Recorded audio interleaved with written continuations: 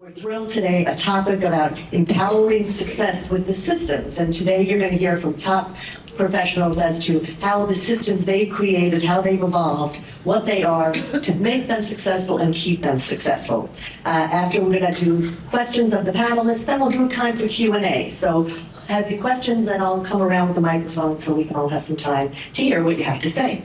So to get started, I'd like to first say hello and introduce our moderator and panelists. And I have to tell you, to try to give a 1 to 2 sentence summary on our panelists and moderator is very difficult because they do so much.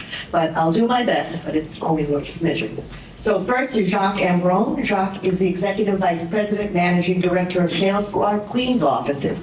And if you're not aware of where they are, we have great offices in Long Island City and a beautiful new one in Forest Hills on prime location of Austin Street. So send your customers or go there yourself with your customers because they're beautiful. Jacques runs these, both they are, as I said, Long Island City and Forest Hills, and can answer any of your Queens questions, but he's also amazing with systems and the success that he's seen agents have by having a system in place. So the perfect person to moderate today. Now, I'm going to introduce our panelists, going in order from left, okay? To my left is Daniella Schlisser. I think everybody knows everybody, anyway. But Daniella is a top-producing broker at Brown Harris Stevens with a real estate career of over 23 years. Wow. And a consistent record for success in prime resale, new development, and investment properties. She's also located in our East Side office, where I am. Second to her left, right? Is Katriona Kearney. Katriona was born in the UK, which you'll hear when she speaks, and is a dual citizen in the USA, and now calls Brooklyn Heights her home, and our Brooklyn Heights her office. Katriona had her 3-year anniversary at BHS this year, and she started her successful real estate career 10 years ago after working in the world of corporate branding and marketing. And next to Katriona is Ari Harkov. Ari leads the Harkov Lewis team at Brown Harris Stevens, located in our Soho office. And you probably know it's one of the top producing teams at BHS. He also runs Ari Harkov Real Estate Coaching, a private coaching practice for brokers looking to enhance their business and their life. And now, Traci Byers. Traci's been a real estate agent for 10 years, and I think it might be 10 years here. Is that right? And she specialized in sales and rentals, but she began her career in rentals and quickly advanced into sales, focusing on exclusive sales listing. She consistently ranks as a top agent in our Harlem office and is also dual licensed in both New York City and the Hudson Gateway Association of Realtors. And last but not least is our Stephen Lascher. You probably know Stephen is a private mortgage banker and sales manager at Wells Fargo and founding member of the Wells Fargo private mortgage banking team in New York. So that's our panelists. So enjoy, learn, and ask questions at the end. Thank you all.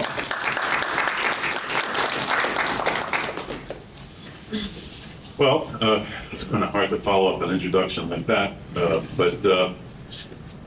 basically, we came up with this idea because we felt that the systems, whether digital or not, can help agents increase their success and their workflows and becoming more efficient when working with buyers, sellers, spheres of influence, and so on.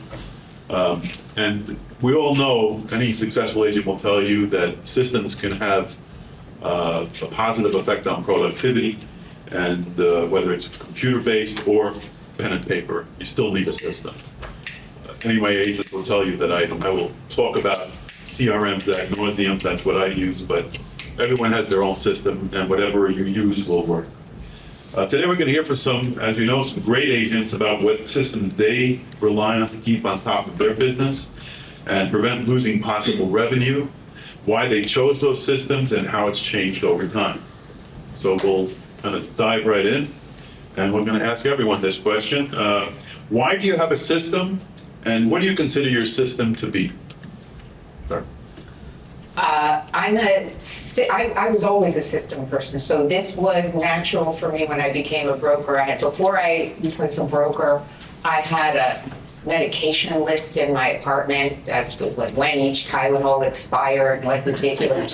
Truly, ridiculous, what my children can snack between 3 and 5 and what they can snack between 5 and 7 up on a bulletin board. So this was second nature to me. When I became a broker, then I immediately thought, okay, what's my system going to be? How am I going to organize this? So it was second nature for me, but I think even when it isn't second nature for somebody, you can hear what other people do and implement, and then it kind of goes on autopilot, which is something that I love about systems, is you don't have to think. In my mind, it's sort of like the Steve Jobs black turtleneck. Like, it's the thing you no longer have to think about because it has structure and it has a map. So I knew right away that I would benefit from a system and did it the minute, implemented them all as soon as I became a broker. Great. I think for me, coming from the corporate world, then systems are sort of forced on you there. You don't really have a choice. When you become an independent contractor, it all falls on you. And there isn't anyone else who necessarily is going to force something on you. I've always been well organized, but I knew as soon as my career was solely dependent on me, those systems became even more important. And also it's well known that successful people have focus, and they have focus because they have systems. You know, the two go together. And so it's just inevitable, therefore, that in the course of my career, I've had some to start with, and I've added some as time's gone by, but I couldn't function unless I had systems around me. All right. Sure. Thanks for having me, guys. So, on our team, we always say the best system is the system you use. It doesn't need to be complicated. It doesn't need to be expensive. It doesn't need to be, a heavy lift to get it set up. The key is to develop some sort of system and to utilize it. If you think about, kind of our business from a brokerage perspective, we essentially can increase our revenue in two ways. We can increase the dollar volume, the price point that we're hitting, and then we can increase the volume of transactions that we're doing. And if you're going to increase the volume of transactions that you're doing, you by definition need better systems to be able to scale and grow. And then if you think about kind of a quality of life perspective, being able to kind of do more and optimize your time, the better the system you have, the better the systems you have, the more efficient you can make the use of each hour, the more you can kind of delegate to other team members, the more you kind of optimize the way that you structure your day. And so you kind of scale and grow, and then as you scale and grow, you iterate on the systems so you continue to kind of like tweak and improve them. But the main thing that I always kind of hammer home to people is, you don't need Salesforce, you don't need, a $100,000, crazy lift to build a, fancy CRM. You can run our business very successfully and do several hundred million in sales on Excel and Outlook and, a piece of paper. It does not need to be complicated, but you have to define what it is that you do and the way that you repeat the service that you provide so that you can structure that within a team environment or on your own or a partnership or whatever the case may be. Hi, Traci. Nice to meet you all. So for me, being a sole agent, I had to make sure that I have systems in place, and it's something that I use daily. And for me, it's about the client experience. So if I have a client write a review, they always talk about how seamless the process felt. And it's like that because I use systems. If I meet someone, I add them in my database, and I do a start to end finish with them. And I feel like that's really what I utilize daily. Hey. Hey everyone, welcome to Hudson Yards. I was going to actually say in my head what Ari said. But no, I mean, it's interesting, like as kind of a young professional, I was kind of a hot mess. I mean, it was interesting. My wife would always joke that she would come to my apartment when we were dating with her overnight bag and look around and think, there's no way I'm staying here, because everything was all over the place. And like you, she literally has written down every single dose that's in the house and when it expires. So I think that forced me a little bit to become more organized. But no, in terms of just my ability to execute, I realized that I needed to be much more organized. And for me, what I try to give off, what we try to do is provide thoughtful execution, right? That's kind of my motto. And I think to be able to provide thoughtful execution, you need to be consistent.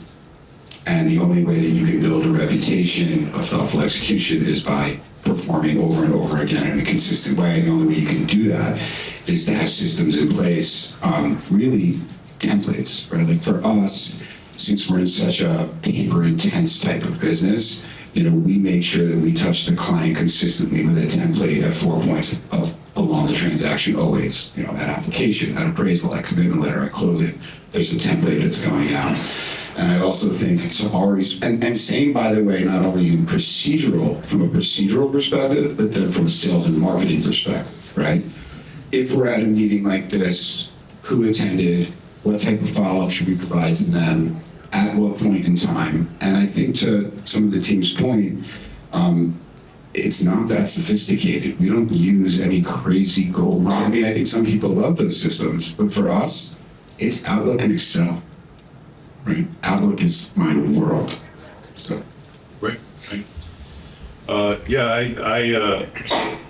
I know some new agents come and they start and they don't have a system and they don't realize that, as we all do, after you've been in the business for more than 3 or 6 months, you can get overwhelmed very quickly. So with that, I'd like to ask Ari, if you could tell us, at what point in your career did you realize you needed a system? It's a great question. Pretty early on, I would say. I think, so I started on my own, then I formed a partnership with my business partner, and then we started a team in 2013, so it's been a little while. But I think once you start to involve other participants in your business, whether it's a partner, whether it's an associate, whether it's an assistant, whether it's multiple people, you by definition have to have systems, because part of what you try to do, and this is kind of what I've thought about as I've scaled our team, is think about what it is that I do, how do I do it, and then how do I create templates and structures and systems in place so other people can do what I do, which will then free up my time to then do something else. You know, a lot of what we think about is the idea that we really only have one asset in our business outside of our reputation, and that's our time. You know, we're not selling physical products. We're not selling something that's, you know, a subscription model. You know, no one's going to subscribe to our gym and not show up. You know, you're talking about a business that is really time-based, and so you have a fixed time allotment every day, and how do you optimize those hours? So if you can, you know, kind of peel away the layers of the onion, if you can strip out administrative tasks, if you can strip out showing tasks, if you can strip out different elements of what you do to allow other people within your team, within your structure to do those things, then you're able to then spend more time bringing in business, negotiating business, generating revenue, which then has a compounding impact because you then bring in more and then you need more people to support that business, and it kind of scales and grows from there. But I would say, you know, the long-winded answer is once you start to bring other folks into your orbit, you have to have systems. Otherwise, it becomes like, you know, crayon drawings on a napkin, which we've seen in our business, and it's a little scary. Absolutely. Daniella? Although I think I know the answer. Well, scary. I will say that I totally agree. Once you have other people, you need these systems for them to be able to follow what you're doing. But what I noticed for myself, because I was so inclined and set this up when I not only didn't have anybody working with me, but also had absolutely no business. It was like day one. What it also does for you individually, even before you have other people, is it economizes your time, because you no longer have to worry about things, and you no longer have to wonder what you are and aren't remembering. Like, for example, one of the things that I did like when I had my first deal was I made checklists for every point of that deal. I still have those checklists. The two people who work with me refer to them, but there's literally checklist of, you know, as soon as you list an exclusive, and it has, you know, the e-blast and the broker open, it has everything listed, and then, you know, checklist for when you reduce a price, and the checklist, there's a checklist for everything. It was for me originally, and it really took so much time off of my schedule to just be able to look at every single checklist and say, oh, done, done, done. I have a checklist of what to bring to an open house. You know, it'll say pen, business card, sign-in sheet. Like, I don't have to then, and you don't have to backtrack on the stuff you forgot, because you're only human if you're relying on yourself. It's all organized. And then when you have people working for you, you can then, you know, they can all share your drive, and they see. So I find that even just for yourself, that stuff is precious. Right now, I think about like your buyer brokers agreements right now, right? Like if you have a templated email, right, in terms of once you're engaging a customer, I have to think that Now you're not wasting 15 minutes every time you engage with a customer thinking about how do I want to phrase this? How do I want to pen this? You have your template, you know what it says, it's thoughtful, you make moderate tweaks in 2 minutes, and you send it out, right? And that allows you to scale the business to then bring in someone administrative, let's say, who's bringing things in. Great. Katriona, what led you to create a system? I think it's a lot of similar points that have been made already, but I also think that as you, that dreadful word, age, life gets more complicated. You have more people in your lives, you develop families, you have aging parents, whatever, but there's more to think about. And I think that you then realize that the systems that you use in your business become the systems that sort of spill out into your life too. Because to be successful in business when you work for yourself, the whole picture has to work together. What you're doing with your life correlates to what you're doing with your business. And so the whole system conversation just feeds into all of that. And quite frankly as well, you know, when you're young, you can wing it a bit. You know, we all have. You can drop balls, but quite frankly, there'd be like a ball pit around it if I let that happen now. You know, I can't honestly remember from something easily. And so the systems help with that. And it doesn't, I mean, yes, I do have some systems that are more sophisticated, but I also have a daily piece of paper, to-do list. I love stationery, so I'm out there buying those sorts of things all the time. I remember the day when I said to myself, I could no longer use a Smythson diary. That's the one thing that I knew had to go, that I could no longer have pen and paper and diary. It had to be electronic, and that was a sad day for me. But quite frankly, I can still use paper. Still use paper every day, look at it at night, change it in the morning for the daily list. Great. Okay, so as we all know, there is a huge amount of technology available to us. And it can be overwhelming, the amount of technology that's out there for us to use. So I'm wondering if you could maybe tell us a little bit about what technology you rely on. So Outlook hugely for all of our entire schedule, all three of us. We're all in Outlook with our first two initials. This one is here, this one is there. I'm a big stickler for it being up to date always, because otherwise something's going to go wrong. Excel, I have all my business on an Excel spreadsheet. We update it weekly. We meet weekly and discuss it, but it's not even a team thing. Like, I need it. I look at that spreadsheet and I know whom I have to do something for, whom I have to schedule something for, whom I have to follow up with. It's got active exclusives, buyers, and then long-term exclusive, long-term buy, like it's got everything. And I can just pull it out and review it and like, I did that, and then I'll check. I'm a big person, I'm a big pen and paper person too, so I love to scratch things through and check them off, and it feels good.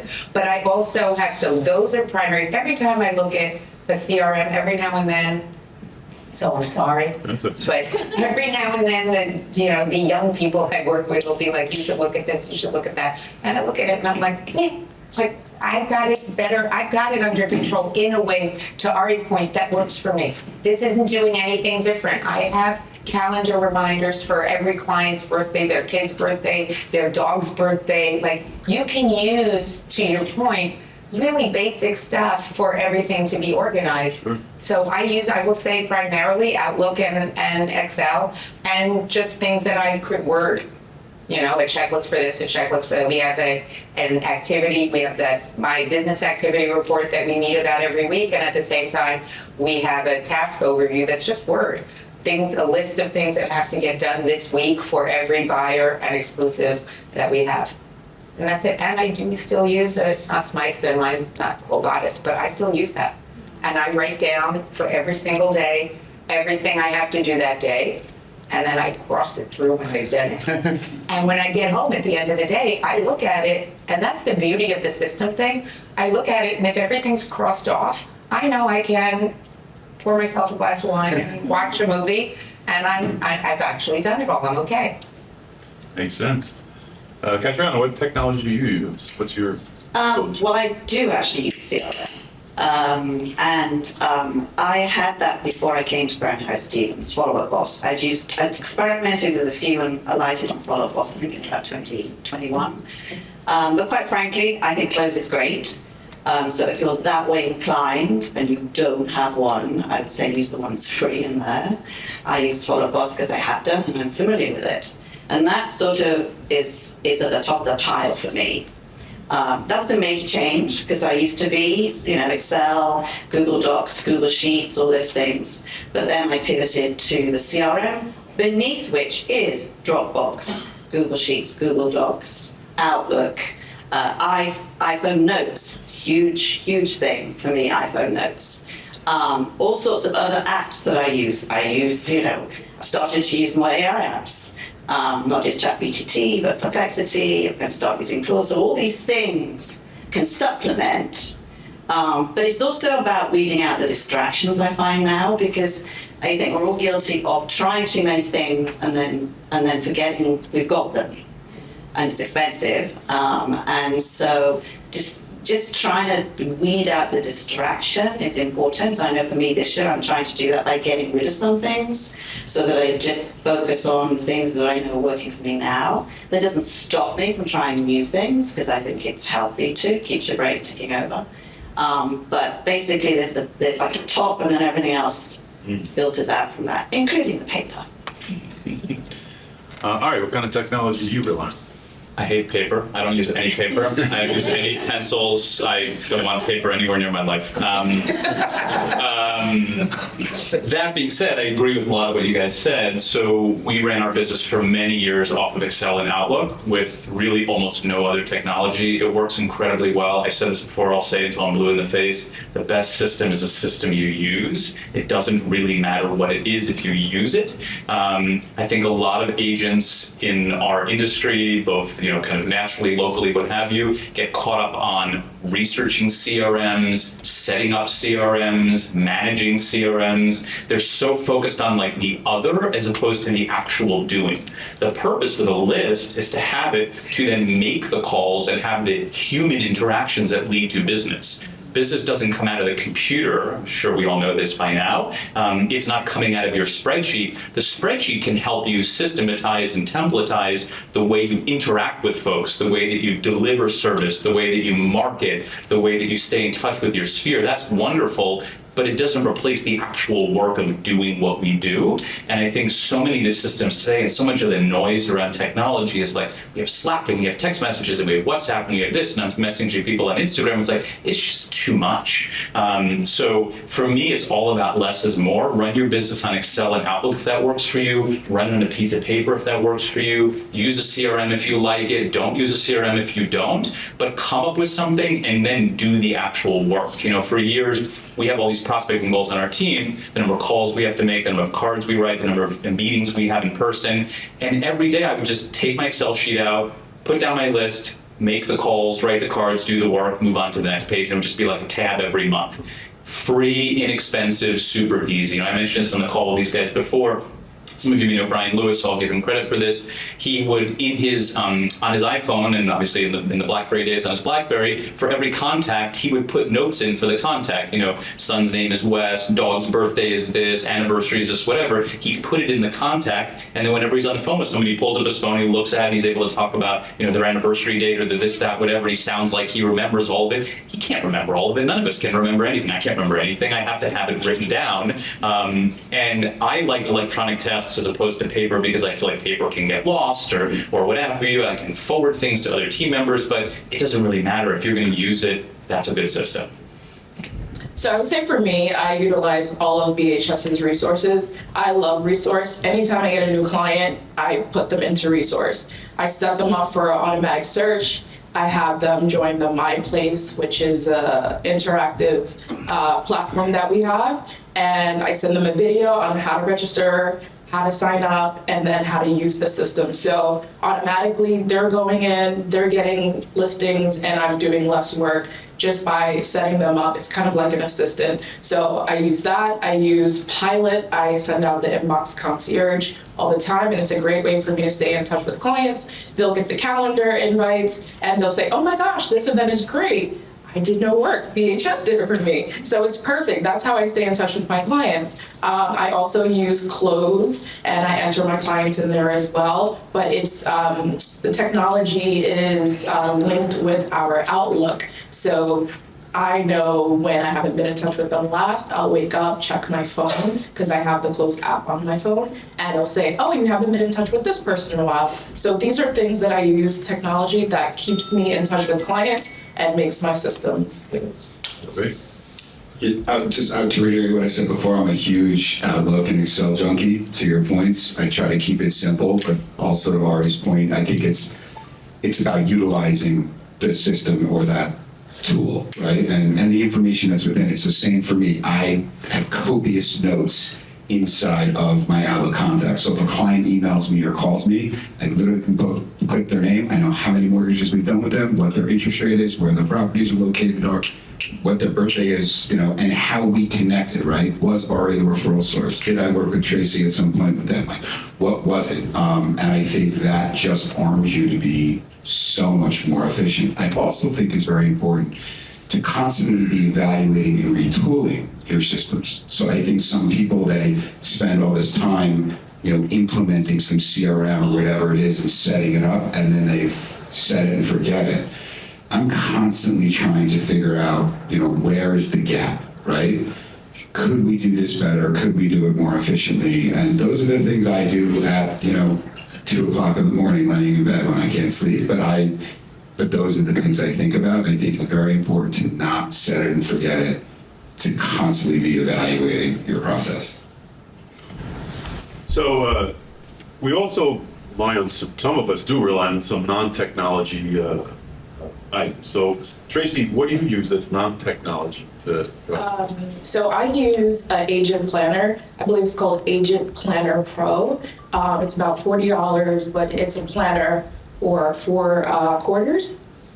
And you can keep track of the conversations you have, new clients that come in, your task. There is like a daily affirmation section that you can put all of your goals down. And then you can keep track of your GCI. So I use that on a daily because it just helps with the flow of my to-do list, how many conversations that I have today, and it's a great tool. That's good input. All right, now we've kind of covered it a little bit, but maybe we could dive a little sort of more specific into how you use your system daily, weekly, annually. In other words, how does it guide you? So, want to start off? Sure. Well, because I'm so Outlook based, it's daily. Like I'll have a reminder that it's the day somebody closed on something almost every day. So then I shoot them a text or say or give them a call, and you've been in your home for 3 years. How's it going? It's your anniversary. Like they usually don't even remember. They find that adorable. They're like, oh my God, it's my anniversary. Or somebody's birthday or something. And I also, like Brian Lewis, I have my Outlook contacts are full of information. So I use that daily because every time I interface with somebody, or, oftentimes people will call you first about some form of business, a sell or a buy, but they're not doing whatever, they're not enterprising it immediately, and they'll call back 3 months later. And so you have all that in there. Oh, this is what I would never remember otherwise, what they were looking for, what they were selling. So the Outlook interaction with Outlook comes up daily. And of course, the scheduling, that's daily with reminders of what time to leave the office, what time to leave that. I mean, I'm very heavily, it's every day. Katriona? So it's daily, weekly, monthly, quarterly, annually. That's the nature of how the systems work for me. And so some things come up every day because they're been to me through CRM or my calendar, reminders, as you said, anniversaries, birthdays, whatever, a walkthrough, something, whatever, it doesn't matter. It should in some way come to you.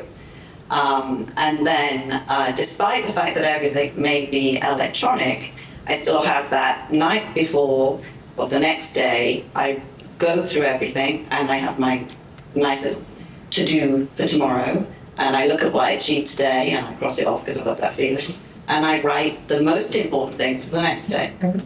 And then every week I have a weekly list and I write the most important, or on the system electronically, not always on paper, the most important things for the week. And then I have a monthly list as well. And then there's a quarterly list as well as the annual. But the annual is really the business plan, which breaks down into the quarters and then feeds into what you're doing.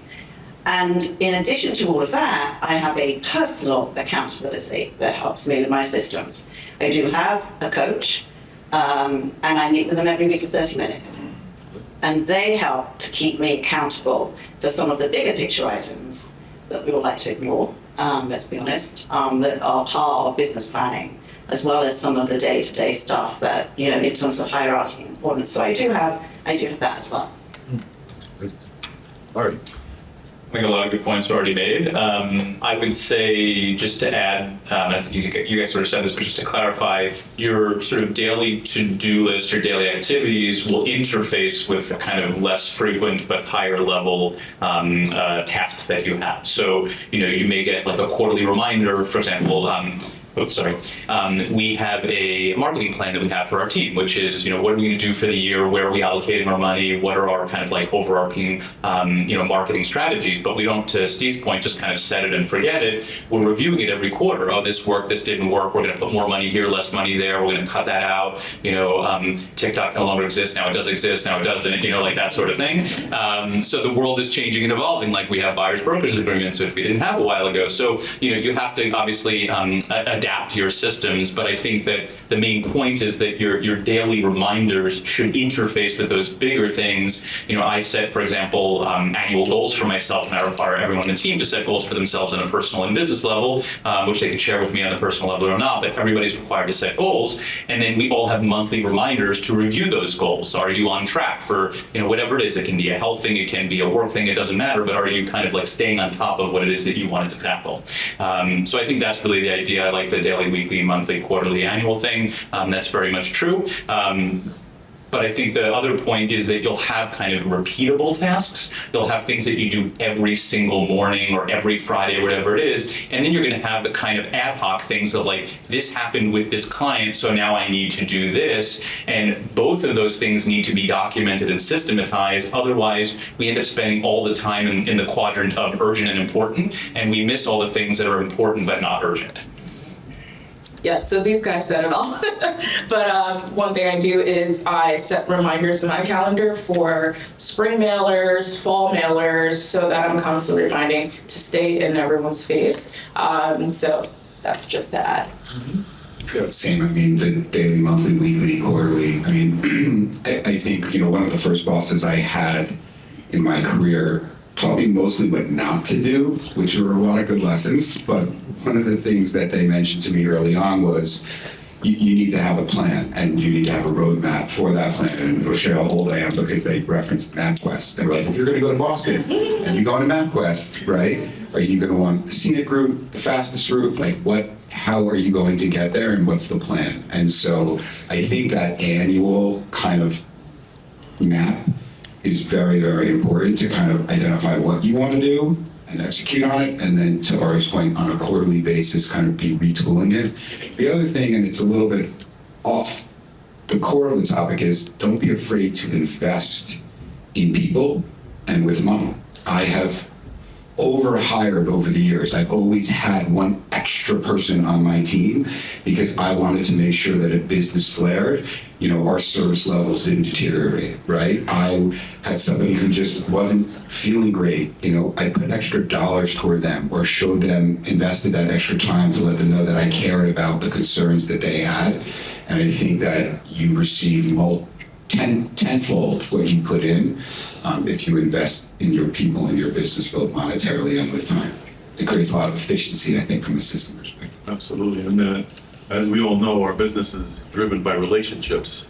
These systems are ways of maintaining those relationships. And I think that's just a key part of how we build and get referral business and repeat business. So. And I ask for their feedback. Right? I want your feedback. Just because I'm the boss doesn't mean that I'm right, right? And so if you think I'm wrong, don't yell it at me in front of 10 people. Like, you can close everyone on my team knows, if you need to, you walk into my office, close the door, and if you want to scream profanity at me because that's the moment you need, go for it, right? And I want to learn from it. I want to be there for you. And if I think you're right, I'll learn from it. If I don't, I'll say, thank you, you're wrong, get out. No, I'm joking, but you know, I think it's important to take feedback. Absolutely.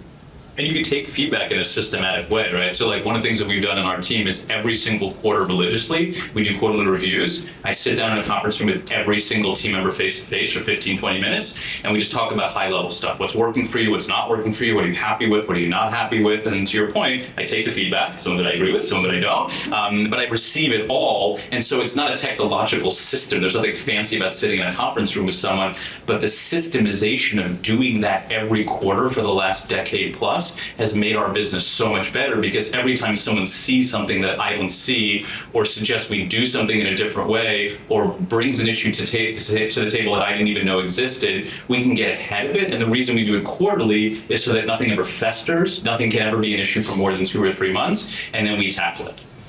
Okay, well, now we're going to go to some questions about tools that we use to drive our business. BHS offers a lot of different options, as we know. So I'm wondering, what company tools do you rely on to drive your business? What do you incorporate into your system? Resource extensively. The minute I speak with a buyer, obviously, but also a seller, I enter, that I create a resource search. I get alerts. I rely heavily on my alerts, both for buyers and for sellers. This came up in your building. Did you know, like, as we're working on something, before we've even got the exclusive, the minute I talk to them, I plug that in so that I can say, oh, another A line came on. Did you see that? It needs more work, less work, whatever. It makes you smarter for your job, but it's also impressive to the people that you're working with. So I'm very heavily, I do not let resource talk directly to clients, because I'm not sufficiently hands-off for that. I'm just too type A neurotic to let it send something to a client that I haven't looked through to make sure it does in fact have a walk-in closet, so I'm not good at that. But it comes to me, I look through it, if it's good, I forward it to them. But I rely on that. We also rely on Pilot for our marketing stuff. But I don't rely on it to interface directly with a client. I feel Makes sense. Katriona? Well, it's the same, really. I mean, resources, it's open every day. And so many reports in it. I do some where they go directly to the client if they're biased. Depends on the person and how easy I think it is going to be for them to use it, and also how complicated their search is as to whether or not it would be helpful or not. I use Pilot a lot for email marketing, for newsletters, for all those good things. I also obviously use the Design Studio from a marketing perspective, the things that are in there, the documents that are there. I mean, there's so much in the system that you can use. It's great to have, it's easy to get to. All right. I have no idea what we use. My team does it. I mean, in all seriousness, like, I've tried to delegate in such a way that my marketing team uses systems. I don't know what they are. My operations team uses systems. I don't know what they are. I will say, from a client interface perspective, we're heavily invested in Real Scout. We use Real Scout to send listings to all of our buyers. We send 100% of them without filtering them. We just send them straight. I'm a big believer in kind of quantity over quality in that perspective. So one of the things I think that has been effective for us as a team is getting as many buyer leads into that system, having them get the emails, which I think are, by the way, better than the resource emails, so that's more why we trust them. And if you get 20, 30, 40, 50, 100 buyer leads into that system, deals just sort of like fall out of the sky. Like, people will just reach out, like, I got this listing, what do you think about it? I want to go see it. Someone you haven't heard from a long time will come back to us and say, I haven't been in touch for 6 months and I want to see this place, and then they'll buy it. You can open Real Scout and see who's opening which emails, and when you see that they're opening something, you can, in a delicate way, reach out to them and check in on their search, because you know that they're engaged. So that's been a really good tool for us. In terms of like buyer interface. Great. Yeah, same here. So I mentioned earlier, I put my clients in resource, set them up with my space, or my place, it's called. And then they get listings sent to them in real time, but we both get it. So every morning, let's say I'll see Anna comes up with a new 2-bed search.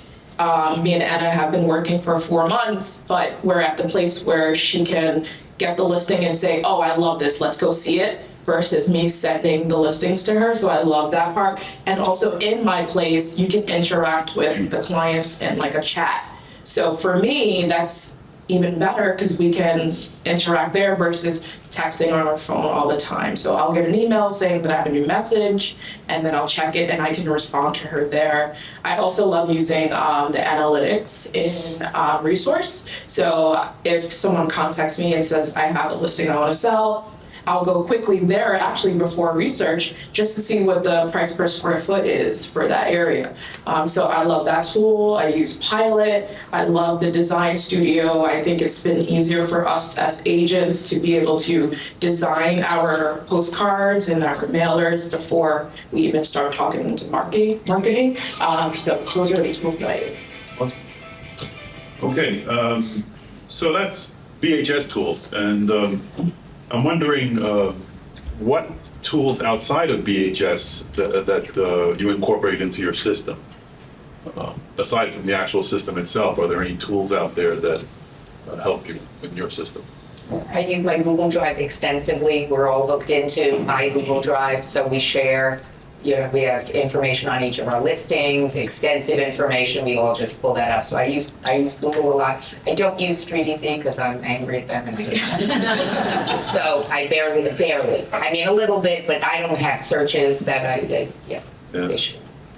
I also use Calendly, which is a scheduling system. So if I have someone that says, oh, I would love to start the conversation about purchasing a place, I send them my Calendly, which is a calendar, and I'm able to make customized questions that will help me when I speak to them. So when are you looking to buy? Which areas? Have you been pre-approved? So I get all of those preliminary questions out the way. So when I talk to them, I have a better understanding of what they're looking for. Yeah, Calendly is great. I'm really annoying and I don't like taking unscheduled phone calls, so I send my Calendly link is in my signature and I tell people book a time on my calendar and then we can talk. Don't interrupt me during the day when I'm working on different things, so that's been super helpful. And it forces people to kind of like organize their thoughts as well, so when we have a call, it's not this like haphazard call.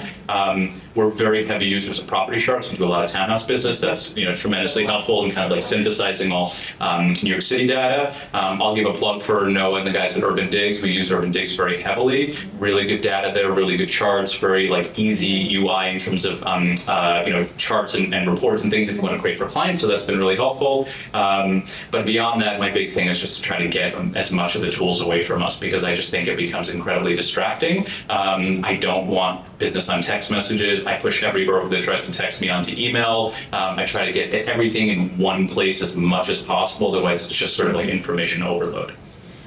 I use Dropbox. Yes, we do use stuff as well. Everything gets stored in Dropbox, all the folders, business Dropbox, not personal Dropbox. Big user of Property Shark, not gonna lie, use it all the time. And at the end of the day, the Google Sheets and Docs, I now prefer, if I'm honest, to Excel. I think it's all about habits and what you get used to. I just find it faster now. So they're probably the big outside tools. So I'm a big information data kind of whore, candidly, and so I like to, Urban Digs, Market Proof. Actually, I utilize your site all the time, your market research reports. I jump in and read Greg's stuff. He has links to tons of great information because I just think knowledge is power, and the more informed I am about the market, finance, etc., the more thoughtfully I can speak to you as my partners, to my clients, or find reasons to reach out to clients to say, hey, here's some interesting information that ties directly to you in a strategic way versus just this mass blast. I think if most of you notice, I do send out rates every Monday, but I'm consistent about getting that in front of you so that I'm in front of you and you have valuable information. But otherwise, I'm not overloading with all kinds of different, so that you just put me into your trap. Right. Recipe for honey cake. That's great. So when I first started in real estate, I used a piece of paper and a notebook. All my clients were on there, and went through them. And I'm wondering, obviously over time, our systems have evolved. So I'm wondering, how have your systems evolved, changed? to get you to the point where you are now? Personally, they've only, for the most part. I mean, there are things that have come in that I use, but for the most part, it's what I established 23 years ago that I've just tweaked and adjusted based on how my business has grown. But I created an activity, what I call my activity report, which has all my buyers, sellers, future, now, whatever. I created that 23 years ago in Excel, and it looks a little different now. It has a little bit, it has additional information and content, and now it has a referral section, whatever. But for the most part, it's just been revisiting systems I put in place then. I think I was probably lucky to have, be a lunatic and have put things useful in place, or in a useful, context in place way back then. And I've been able to just adjust them, update them, but for the most part, they've been there. I think a lot of it has consistently been there, but I do try to review new things. I think, as I said, it can be distracting, there's no doubt about it, because it's always something new every year. But I do at least try to either remove something, add something, just to see whether or not it can add some value to what I do without it becoming too distracting. But there are so many new things now, and with AI feeding into all of those, there's so many new ways to do business. I don't feel like I can ignore them completely, but I don't want them to distract me to the point where I can't get business done. Makes sense.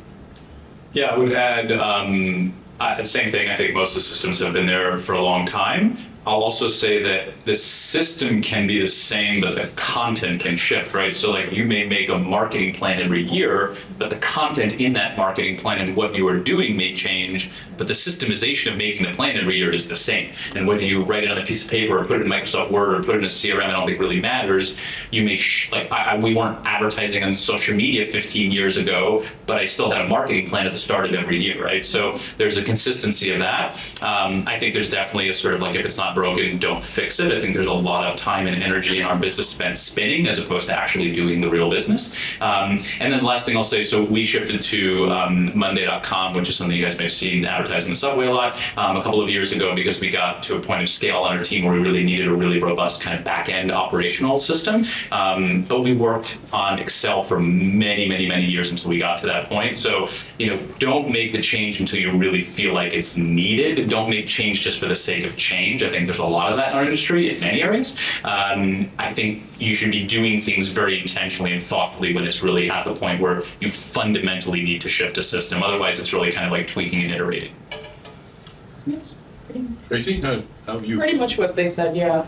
Just trying to find ways to kind of maneuver with the technology, but I'm actually moving a little backwards. So I love technology and I'm good with it, but I'm actually moving more towards Excel as well, because Excel, it's never going to change. It's going to stay the same. So I started implementing some lists there as well. Steve, I would just say as the team grew, it was important to evaluate each person's role and what they were doing. So I'd say, like, as we were growing and we added, let's say, Molly to the team, what were tasks that Molly could take away from someone else so that they could be more efficient at things that they could do better, right? It also got to a point, and this is very specific, but, I wanted to incentivize the team in a collective, collaborative way. So while it used to be that if you worked on a transaction, you were compensated on a transaction, but if you worked on B, you weren't only the person that worked on B. So what I've done is I've implemented, an income piece where everyone is incentivized in some way on every single transaction we do, which I think creates harmony amongst the team, and everyone's willing to jump in and help if someone is not there. And one last thing is just, and this kind of sounds horrible, but I always think if God forbid someone is just, I'm not going to use the example that I had in my head, they're no longer with you immediately, right? How does that impact your system? And is there a way to immediately band-aid that, even if it's someone who's extremely valuable and potentially irreplaceable? And how do you plug that hole very quickly? I set it up, I'm thinking about that a lot. well, it sounds like what we heard was that one of the keys I hear is to choose a system that works, and stick with it, and just not always be distracted by, you know, the new shiny thing. Certainly, things like AI come into the picture. You cannot turn away from it. You have to figure out a way to incorporate that into your business. But the true benefit is to have that system that you know that works for you, that it's repeatable, that you wake up every day, you don't have to rethink it, it's already there.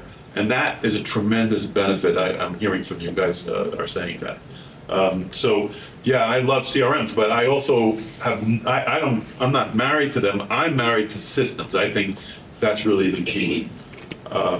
So Ari, let me ask you a question. Do you have a transaction management system in place?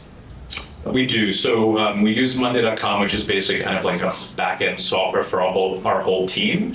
So it's not CRM. It's not telling us, call Sally, it's her birthday. But everything we do from kind of lead all the way through to closing, everything is in that system. We have different kind of sections. It's sort of like Excel on steroids, basically. I do like Excel as well. I think it's great, and it's not going anywhere. But one of the things that I've done religiously every single year since the moment I started in the business, now it's in Monday.com, used to be in Excel, is I go through the client list from top to bottom every single morning. Some mornings, I think you called it your tracker, I forget what you called it, but some mornings it takes me like 3 minutes, some mornings maybe it takes me 20 minutes. But it's a great system because I don't have to write anything down and I don't have to kind of like set any tasks. I just go through, like those people closed recently, I should check in with them and see like if the heat was fixed. That one's in contract, where is that deal on the board package? It just sort of like triggers in my mind, seeing the addresses, seeing the names, all the way from closed, contract signed, accepted offers, my A's, my B's, my C's, my prospects, from top to bottom. I go through it every single morning, like brushing my teeth. And that has helped so many balls not fall in ball pit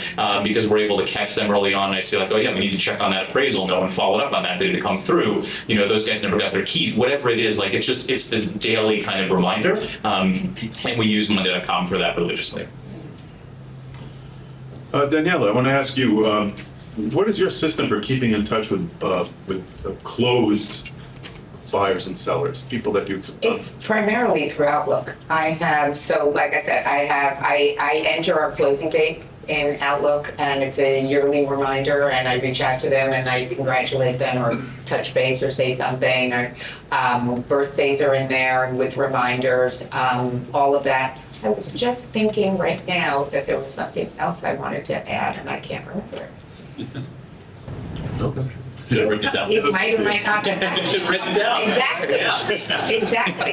It was Outlook and it was something else. How do you stay? I can't remember it, but hopefully one day. Well, because after you close with, especially buyers. I remember it now. Everyone I've ever worked with is in my Outlook in my mailing group, my e-blast group. So I'm also in front of them at least quarterly, with a quarterly report or a holiday something, or something for Thanksgiving or New Year's or whatever. So I stay in front of them, and it is remarkable to me how many people keep it and keep reading it, and then send me business or come back to me through that, just because you remain front of mind and top of mind even after you've closed. That's so important. So Katriona, what's your system for keeping your future buyers and sellers? Well, it's sort of much the same in a way. They go into the CRM as soon as they make contact with me, however that is. And the goal with prospects, obviously, is to get as much information as possible on them. And that's not something you get straight away. You get a certain amount from someone, and then you just have to make sure that you fill the gaps. And you fill the gaps by having a system that reminds you to actually contact them about things, not just the obvious things, like if they're a buyer, properties that might fall into their obviously buyer agreements change this slightly, obviously, but also the more you know about them, the more you can touch them. If you know the ages of their children, if you know they're going to be applying for schools, if you know where they work, if you understand the problem they're trying to solve, which of course moving is all about solving some form of problem at the end of the day. If your goal is to understand that problem, it sort of impacts all the information you need or try to get. And I keep contacting people until they tell me to go away. Because quite frankly, so what? They might say some, oh my God, that woman, she's relentless. That's great, as far as I'm concerned, because you don't get business unless you are. I mean, you can be nice about it, but you just do have to just keep going. Because there's nothing more frustrating than going into your CRM, on the, all right, it's time to contact those people who, did this or that and the other. And then you contact them, you make contact with them, and they say, yeah, you're right, I bought. Yeah. Or my friend took me to an open house and it was just a chance thing, it's just like that. We all get it, we still get it, even with the best systems in the world. Absolutely. The systems are about at least trying to Cut down. Reduce the amount of time that that happens. stress. I actually do. I also keep contacting people until they tell me to bugger off. But I write at the bottom. I don't want to clutter your inbox if these emails aren't welcome. So by all means, do let me know if you'd like me to stop. And 19 out of 20 times they don't. Yeah. But I also believe in doing that. So, as we know, our business can become overwhelming. We get buyers, sellers, we have sphere of influence, we have transactions. So, what I would ask you is, what would you tell a new agent coming into the business? What system would you recommend to them to help build their business? Like I said, I put everything in place immediately. I developed a marketing plan. I developed cover letters for every single potential pitch. I had a cover letter for a buyer. I had a cover letter for a seller. I had a cover letter for a tenant. Like everything, I have templates for everything. And I don't have to think about it now. And we plug it. So I would say everything that you might need. And I didn't know more than anybody else starting back then, and I didn't have a mentor. I was 39 or something like that, 37. I just, you figure, but you can ask a manager if it doesn't occur to you, what kind of things am I gonna need? And just generate templates for them now when your business is slower than it will be later, and create stuff for yourself with your activity report, whatever it is, that you might want to track your business with or have to give to a client, buyer or seller at some point that is personalized and thoughtful. I have a marketing plan that has basically been the same since I started, and I get, and I update it with the number of agents we have, because I reference that, and I update it with marketing sources that we have. So I do go back in and make sure, does it say, this, does it say that, does it say digital marketing? Because we do that now, but the template is the same. And I did it all when I, had the time, which I would never have now, to do all that. So I would say that. Katriona, what would you tell a new agent?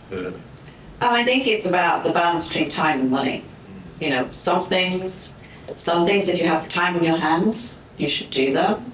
And as your time becomes more precious, you have to ask yourself, what are the things worth spending some money on that are going to give me more time? And that's always a very hard conversation when you're starting out in business. But I do believe that you do have to invest a bit to be successful, and there's nothing wrong with that. But and there'll come a time when you're on the cusp of should I, shouldn't I? But to move forward, I feel like you have to have an open mindset to that. It doesn't have to be from day one, that's for sure. Because you'll have more time in your hands, you can do the things that don't cost anything and start to build a systems and templates. But there may well come a time where you have to say to yourself, I need to invest a little bit of money now to get to the next level. All right, what would you tell a new agent? I think everything that was said. I would add to kind of clarify, as agents, I think about our business kind of like as two sides of the same coin. So on one side, you have the execution of the business, and on the other side, you have the bringing in or the originating of the business. One of the mistakes I think I made, and one of the mistakes I think a lot of newer agents make, is they spend too much time on the execution side and not enough on the origination side. So if you bring in a lot of business, but you're not great at executing it, you can solve for that fairly easily. If you are great at executing, but you have no business, there's no solution for that. So I think systematizing the way that you focus as a new agent, bringing in business, is really critical. Maybe you're investing money, maybe you're not, but the people that you're calling, the meetings that you're taking, the groups that you're involved with, the ways that you are going to put yourself out there in the world on social media, whatever it is that you are going to do to generate business, to generate opportunities, you have to systematize that from day one. That was a mistake that I definitely made. And then once you have the business and once you have the leads, you can figure a lot of the other stuff out. You can't really figure out how to get the business if you don't have it. Yeah, same. Creating templates for yourself that if you meet a client, you're going to send them this. If you start pitching a building, make sure you send mailers like every quarter. Also, pick 3 things that you're good at, right? Contact 5 people a day, send 5 emails a day, send 5 CMAs a day. A lot of times we lose touch with clients once we're closed, but a great way to reach out to them is to say, hey, I was just on so-and-so and I saw your home value went up 200,000. Like, how are you enjoying your home? Something that's a little more relaxed, but that opens up a ton of conversations to get more business. Also, if you're trying to build up your clientele, really take clients out for lunch and coffee. If it's, an hour, it makes a whole difference. Just you're staying in everyone's top of mind. Something someone told me early on was step out of your comfort zone for 10 minutes every day. So if you look at my calendar, like 10 a.m. every day, there's a reminder and it says step out. And so while I think I'm much better at stepping out and reaching out than the execution piece, and I surround myself with people that are better at the execution than me, every day when I get that, at some point, I create a task in my head or I do it immediately, which is, it might be that I saw someone just moved over to BHS and I pick up the phone, I don't even know them, and I just say, hey, I wanted to reach out and congratulate you on joining the BHS team. We've worked very closely with them over the last 20 years. If there's anything we can do, please let us know. I used to crawl through the New York Times marriage announcements and figure out, like, okay, who do I maybe know through something? Where did they work? And I would just randomly reach out to them. I'm going to interject. LinkedIn is great for that. I use LinkedIn for that. I look people up on LinkedIn and I see who our common people are. And it goes such a long way to be able to just kind of connect, right? I also find that it's important to connect others. A lot of people are so focused on themselves. Like, we're all self-involved in certain ways. We all have our own problems, our own goals. But if you think about what value you can bring to someone else and you're constantly thinking about that, you're constantly connecting others, then they think about you when they're out to dinner with their friend and they're talking about, their 2% interest rate. They make it a point to say, and Stephen Lascher was amazing, right? Or Ari Harkov was amazing because you've looked out for them. And I think that then on an overarching strategy is just work really hard. Absolutely. Be honest and hold yourself accountable. It's your business. So no matter what system you put in place or how many people you have around you, no matter what mistake happens, it's on you. Own that. And if you do, I think that, the people who work for you will respect you, the people who you're partnered with will respect you. I've had people come to me and say, oh, this process was so horrible. Most Fargo just sucks. And I'll say, well, it was with my team. So we are going to take accountability for what went off the rails there. Right? Where I'm not going to blame Wells Fargo. I'm going to blame Stephen Lascher and take accountability and figure out how we fix it. Right? That's great. So I thought I would mention that from my own experience, I found that when I moved over from sort of being a random agent early on, and I incorporated, in my case, a CRM, I tracked it, and I saw an increase of business of about 30%. That's a substantial amount. If you think about what 30% would mean in your business, And that's what you should consider. I think, but the key is, again, I say CRM, but as everyone's pointed out, they all have different systems, whether CRM or non-CRM, that work for them. The key is that holding yourself accountable to those systems is more important than anything else.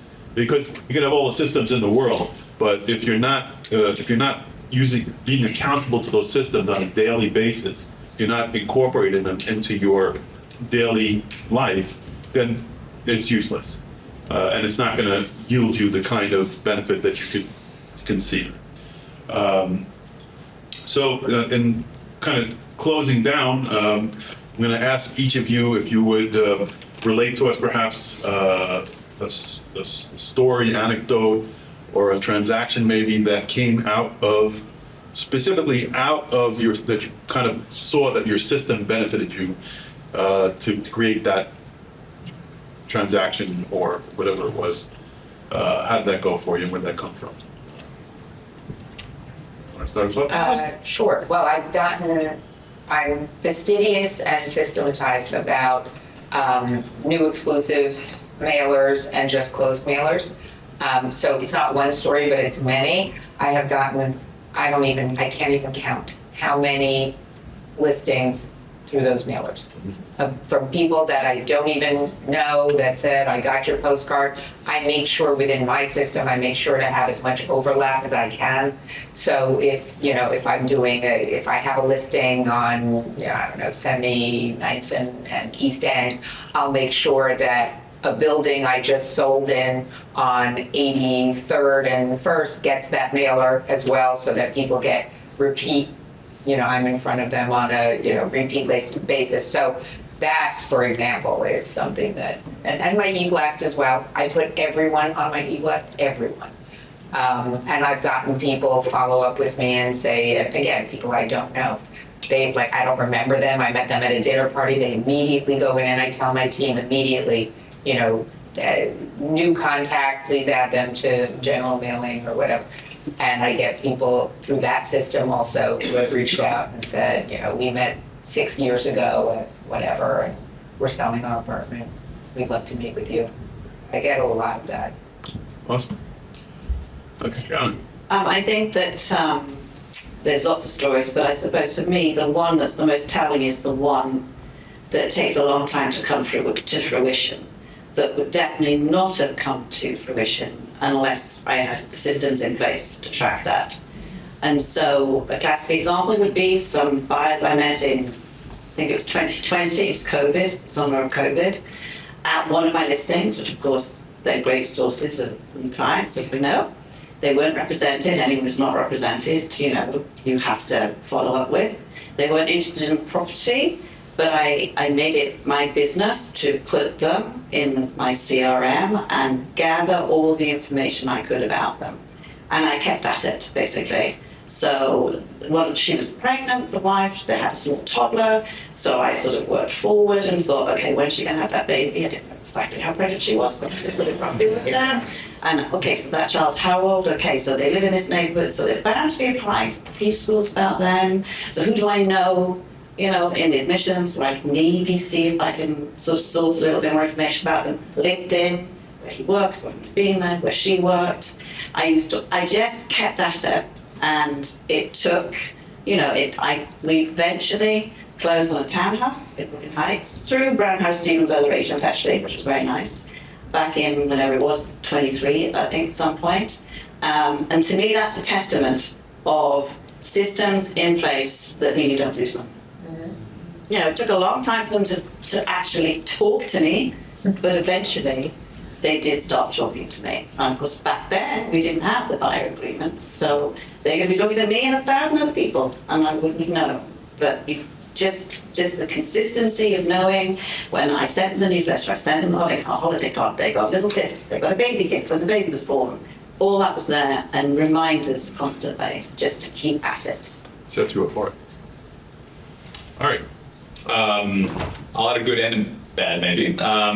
So the good is, you just touched on it briefly at the end, but we're very big believers in gifts. And we're very big believers in putting gifts in people's homes that will stay in their homes. I don't give anything perishable. I don't give cookies or wine or anything that they're going to consume and then get rid of. We will vary between branded and non-branded gifts. I'm heavily leaning more towards non-branded gifts. We try to give people thoughtful things that will live in their homes, that will subliminally, subconsciously remind them of us. We're all busy. We all have so much coming at us. But if there's a picture on your wall that people ask you about and they say, where did you get that? And they say, my real estate broker gave it to me. They remember you. They think of you. It's a conversation starter. So I think that has done a lot of work for us passively. So that's my positive. My negative is we have made loads of mistakes over the years, and you never want to miss the opportunity of a mistake. I will never forget, very early on, I had my first assistant. She put the wrong co-bro commission into resource. We had a referral fee on it. It cost us, I don't even know, it was more than $10,000 mistake.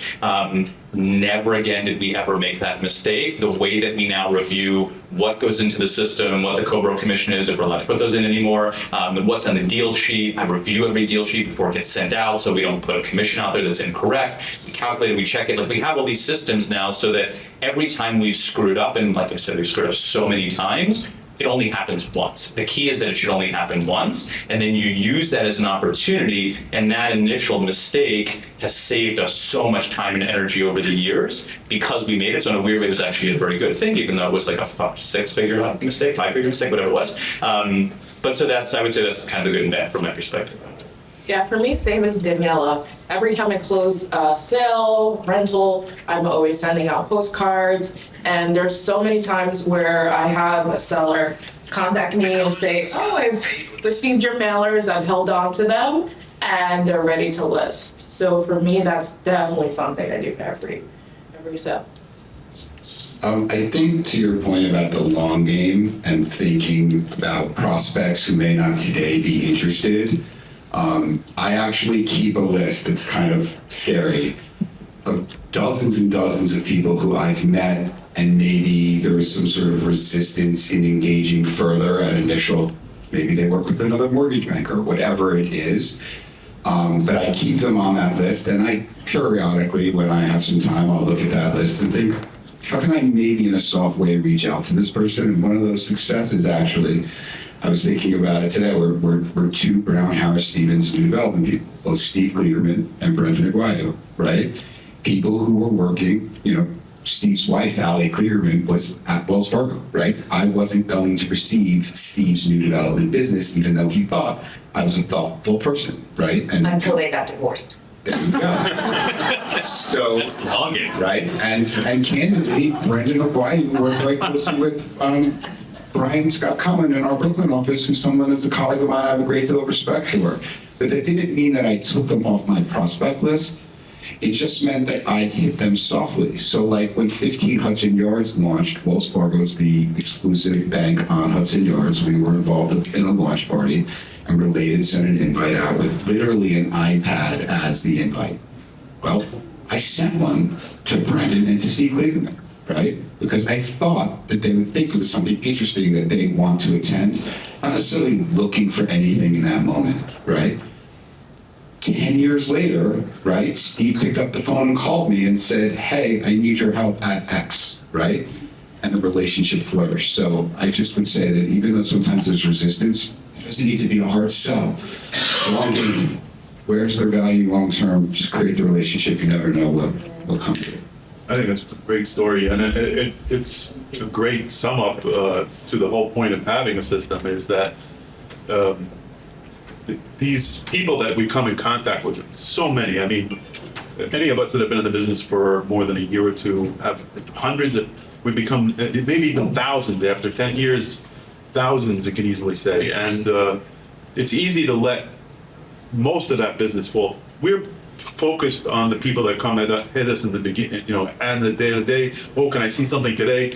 But what we fail to realize sometimes is that, yes, that business is good, that you're going to be showing something today is great, but how does that change if maybe there's somebody in the back of your business that you did keep in touch with, and that became business for today, after a couple of years, after a period of time, even though you lost out on it, but you still kind of gave to that person in some way and touched with them. that any little business that comes back that way is just going to increase. That's what increases your, and that's why my business increased when I started using it, is because I didn't lose out on those people that we all take for granted. It's easy to get caught up in the day-to-day, but we need to also not forget that all the work that you did to get that person in the database in the first place would have been lost if you don't stay on top of that. So we're going to open it up now for some Q&A. Does anyone have any questions they'd like to put? Okay, we have to review, like, I actually have two questions. The first one is, how do you utilize LinkedIn? Because it's different than other social media platforms. And my second question is, how do you utilize Google Sheets or Excel to follow up on all of those people? Because you all mentioned that. Well, I use LinkedIn both to find a common contact with somebody whose business I'm pursuing. I also use it anytime I do a deal to look up the buyer and their history, whether it's my exclusive or I represent the buyer. Like when I put in an offer, oftentimes rather than having to have a lengthy conversation with somebody, with my buyer about their whole bio, I'll just go on LinkedIn and see which, where they went to college, what their degrees are in, shoot them, is this accurate, found this, on LinkedIn. So that's a huge time saver, because otherwise it's like, when can you talk, can you email? So I use LinkedIn for both of those things, mostly. anyone else? I use LinkedIn the same way. It's a great resource for just finding out about people. Yeah. Their history, where they went to college, where they came, tell you probably not necessarily where they came from, but sometimes it does. And it just then presents a better picture that you're going to have. It's a little bit stalking, but in a good way. And outside of it becoming an obsolete tool, it's a way for people to always find you, right? So even though we're reaching out, we have CRMs or those types of databases, your information should always be up to date in LinkedIn, right? So if someone's looking for you, they can find you very easily. And then we just post there. We actually post a few times a week. So we're less actually present on Instagram and more on LinkedIn. But every client we've ever closed, every referral partner we've ever made, they're all connected in LinkedIn. So it's just a great centralized place. The other thing I want to just throw out there about LinkedIn is our industry, it's not terribly utilized in our industry, but there are many industries that rely heavily on LinkedIn. So just for our client bases, sellers and buyers, there are people, many professionals who rely very extensively on LinkedIn. So I do think it's important that we be on there and understand the usefulness of it and have the right presence on it. wait. I guess it would be for any of you, but we can start with Traci. What tool, technology, or tip did you find to be the most useful in helping turn your business around? It would be the CRM, adding clients in there, getting that constant reminder of when you've talked to them last. If you haven't responded to an email, it says, hey, you forgot to respond to this email. So I would say a CRM. Anybody else? I'd say Real Scout for sure. Getting buyers into Real Scout it's not a perfect system. It has its issues, but it is the best system that I've seen by far for sending automated emails to buyers. Yeah, another question. This is for Daniella. Daniella, you mentioned an e-blast. Did you send an e-blast to your clients? Which platform do you use? Are you using Pilot or? I don't know. That's the right answer. I think you're using Pilot. Thank you. That is the right answer. Yeah, it's basically about staying motivated. A lot of people who work independently, there's teams on the platform, there's people who are partnered, but a number of you are individuals, and keeping yourself in the early days motivated when there isn't necessarily a client that is there for you, and you start putting these systems into place. The idea is consistency and accountability. How do you suggest an individual agent who works by themselves keep that energy up through, how do they keep consistency and accountability as part of it so they don't give up so quickly? Because it can be defeating. Things don't happen right off the bat. How do you keep the motivation going as an independent agent? Well, I certainly wish that I had started coaching sooner in my career, I'll be honest. Now, if you can't afford that, then you can find a mentor, someone who, is willing to allow you to talk to them. However much time they'll give you, take it. Because I think that accountability is, some people have it built inside them, but we all can benefit from someone else helping us accountable. And so from my own perspective, I wish I'd started that sooner. I mean, I had a mentor, but that, only lasts so long. And I feel like if you can make the leap to going into coaching, it makes a huge difference to your accountability. I would agree as well. So I've been a solo agent for 10 years, and I've never thought about going on a team. I have been approached, but I feel as of right now, no one can kind of run my business like I can run my business. But I did do coaching in 2022.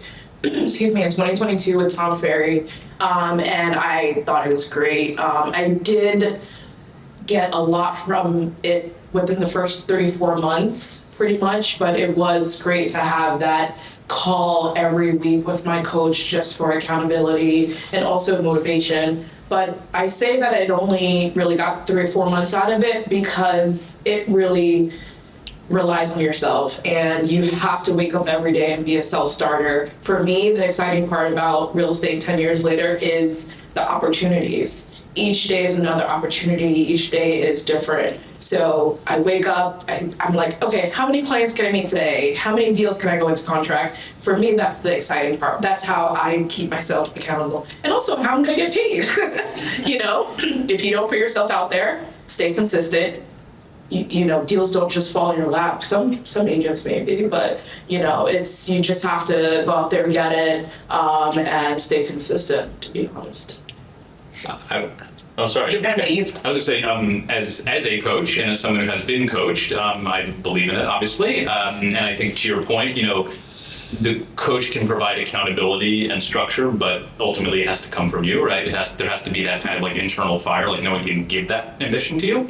But I sort of think of it as like going to the gym, right? Like some people are going to use a personal trainer. Some people are going to go to the gym with like, these are the exercises I'm going to do. And some people are going to like wander around checking social media. And, you're in whatever bucket you're in, but I think for the new agent, having that, if they can't afford the personal trainer, having the checklist of at least like, these are the exercises I'm going to do when I get to the gym. These are the people I'm going to call today. Even if I don't have any active clients out looking to buy or a seller, that I need to show their property, I feel accomplished at the end of the day when I pour myself a glass of wine because I've done A, B, C, D, and E, and I know that I'm planting the seeds for the future. I think you probably agree as well, as a coach, you have to be coachable as a person. You do, definitely. And you have to be open to it. Your mindset has to be there, otherwise it's a complete waste of time. I agree 100%. I would say for me, structure is obviously huge.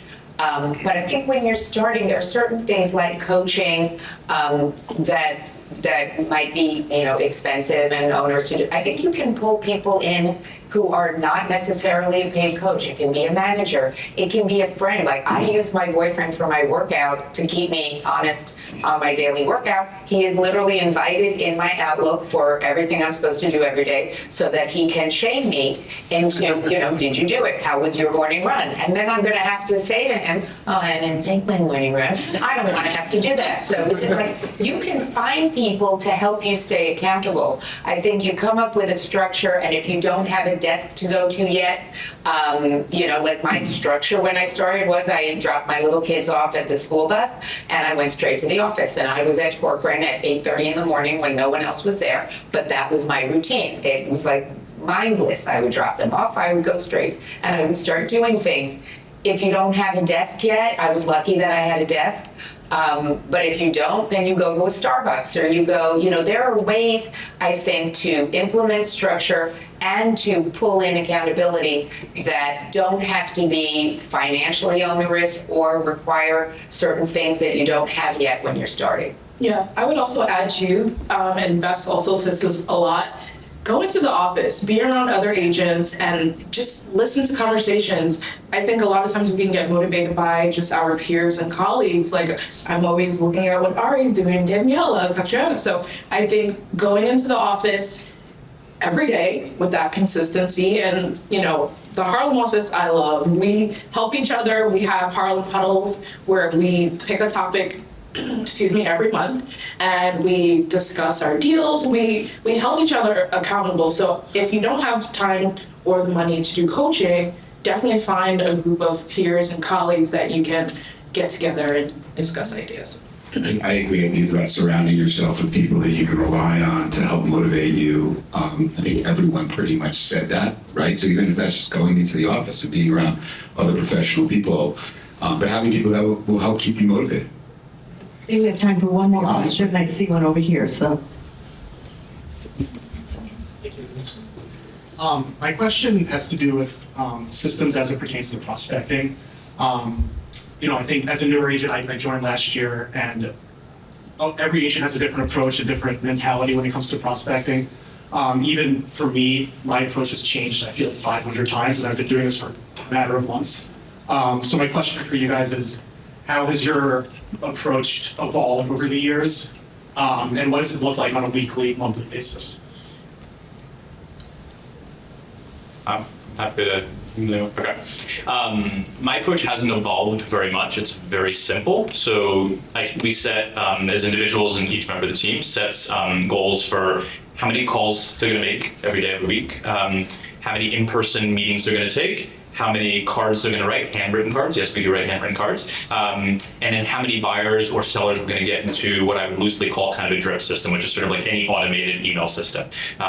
Set those goals. I think you used number 5 the other day, or recently I like 5 a day, 25 a week. And just every morning, drop down the 5 in your Excel sheet or whatever you're going to do and make the calls. And you can decide how you want to manage kind of the interface of messages in our world. So, maybe you consider, 2 direct messages on Instagram the equivalent of a phone call, or, 3 text messages or a phone call, or however you want to do it. Like, it's sort of garbage in, garbage out, right? It's your system.